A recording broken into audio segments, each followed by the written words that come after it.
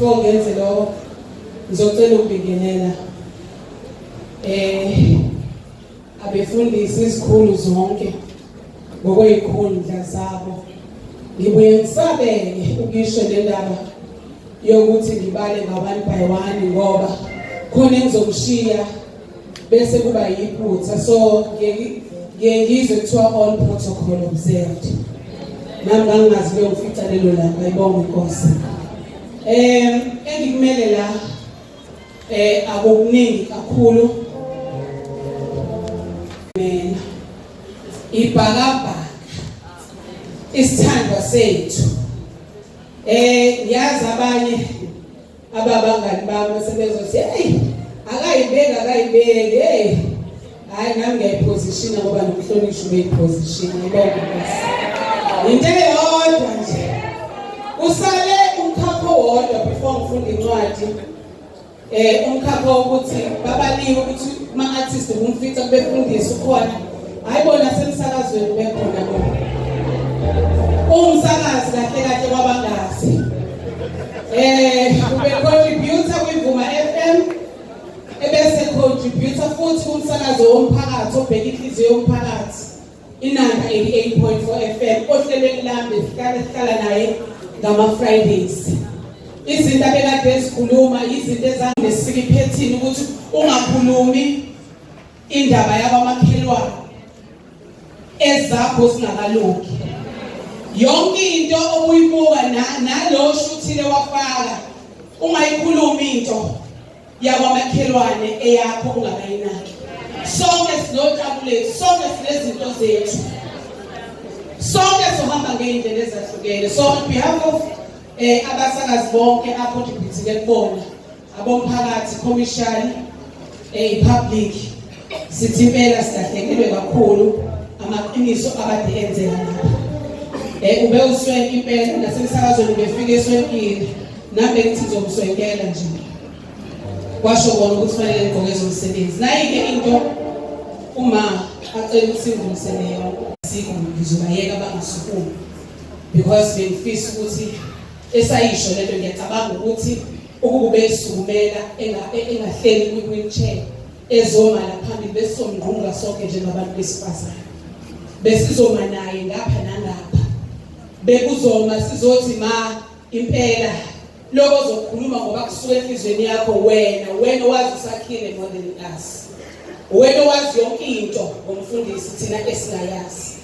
Kodwa ke uthe ayikho into ethena zoyisho okusenhlizweni kakhulu kuyena ukubonga umthande ukuthi kuzo zonke ingqinamba ezibe khona ekade nesifiso sokuthi amakhele usakhile waze wahamba engamakhelanga uya understand. And okumnandi nakakhulu okokuthi usakhile utheme khula wakhula wawumfana ubeka sitshengisa isithombe ke mase mvakashela ugogo athi awubukani insizwa yamadoda mabuka mina kuba yena uyisibuko sami. Uthi ke okumnandi kakhulu ukuthi ekukhuleni kwakhe ube umfana ozithobile ozithandayo nohlonipha ngendlela eyisimangaliso. Ubonke nokunye njengayonke imindeni ama differences ekhona kodwa usakhile bengabilibelethela ukudla. Uthi ngesikhathi lele sibhedlela ngoba njengoba ehamba nge-wheelchair uya indawo ahlala kuyona iyakhuphukela. Wathi ngelinye ilanga ebuye esibhedlela eyolanda amaphilisi akhe i-wheelchair ngazikwenza kanjani waseyawa ugogo wayoshayela etsheni waphuka unyawo. Ukuthi manje akahambi vele ne-wheelchair ngenxa yesigulo sakhe kodwa sekudeke ukhonkolo. Kodwa uthi wenze sure usakhile ukuthi umbheka angenisa ukudla kwasekuseni angenisa ukudla kwantambama zonke ikhathi bengenwa ngazo ungenile usana wami useyahamba. Uyabonga kakhulu lokho umoya wakhe ukhululekile ngosakhile. Enye into usakhile ngimakhelile mina usho yena ugogo khona umuzi wakhe ebengithi ngelinye ilanga uma ke esezofuna ikhaya esefuna ukuhlala esebuyile emadolobheni uzohlala kulona ngasekho ke manje Kodwa-ke kusho ukuthi-ke into ebalulekile ukuthi ngibhale iy'ngane zakhe yizo-ke sezofanele zihlale ekhaya. Uyanicela zingane zakhe ekhaya lijwayele niye kombheka uthi ubezojabula kakhulu ukuba ubeyoba nomakoti bemcelile nakhona. Zonke lezi ugogo akade nazo. So konke okunye nemibuzo yakho, konke okunye nikubonile nenivakashe ekhaya, konke okunye okwenzekile uthi ningakhathazeki, konke ukubekele kumdali yena. Indlela esizoya phambili uyibonile futhi ibanda limqinise kakhulu eThekwini Community Church. Lambonisa uDodana wazizwe eqinile ukuthi kusho ukuthi kahle kahle impilo yakhe ayisezokufana nakuqala. Uthi angimbombele kakhulu kwibanda. Bishop Dube azakubambe nangesandla. Uthe uyabonga kakhulu bonke umnyango wakwaParks, ubonge iNanda 88.4 FM nabalaleli bayo abebehlala njalo bezwana ngendlela yakhona. Uqinile kakhulu emkhulekweni enikwenze kuyena nize nikwenze nakwabanye. Zonke lezi ugogo akade nazo. So konke okunye nemibuzo yakho, konke okunye nikubonile nenivakashe ekhaya, konke okunye okwenzekile uthi ningakhathazeki, konke ukubekele kumdali yena. Indlela esizoya phambili uyibonile futhi ibanda limqinise kakhulu eThekwini Community Church. Lambonisa uDodana wazizwe eqinile ukuthi kusho ukuthi kahle kahle impilo yakhe ayisezokufana nakuqala. Uthi angimbombele kakhulu kwibanda. Bishop Dube azakubambe nangesandla. Uthe uyabonga kakhulu bonke umnyango wakwaParks, ubonge iNanda 88.4 FM nabalaleli bayo abebehlala njalo bezwana ngendlela yakhona.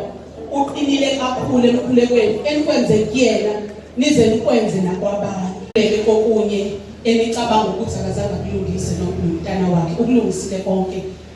Kusele manje ama-memories amnandi, umvalelise kahle. Uthalale ngokuthula mfana wami, ulale ngoxolo mfana wami, bengikuthanda, ungithandile ngakuthanda nami. Inyembezi-ke impela ziba khona ngoba phela ubuhlungu ukuhlukana kwenyama nomphefumulo. Kodwa ungithandile kakhulu mfana wami, ulale ngoxolo. Kusho ukuthi konke-ke lokhu usaphilayo kona uthi naye ngey'khathi zakhe ubekade ey'kona kuyibhakabhaka lokuqina. Hola bhakabhaka. Hola bhakabhaka. Uthi nazi nozolele ney'ngane nina bo-Chiefs. Uyabona namanje hola bhakabhaka. Bhakabhaka wathetha. Hola bhakabhaka. Washabe kokuhle. Asinakhuluma ngale kepha esicabanga ukuthi si-reflect. Kungena ilanga nathi sohamba. Mhlawumbe wena yothiwa ngawe, yokhuluma ngawe. Kungona mina ngizodlula ngiyumfundisi, ngidlule ngumsakazi, ngidlule ngiyintetho, ngidlule ngiyilida. Wena kuyothiwa ngawe. Kethi window ekhuluma into engekho ku-Facebook. Let's introspection bazala uNkulunkulu abe nawe.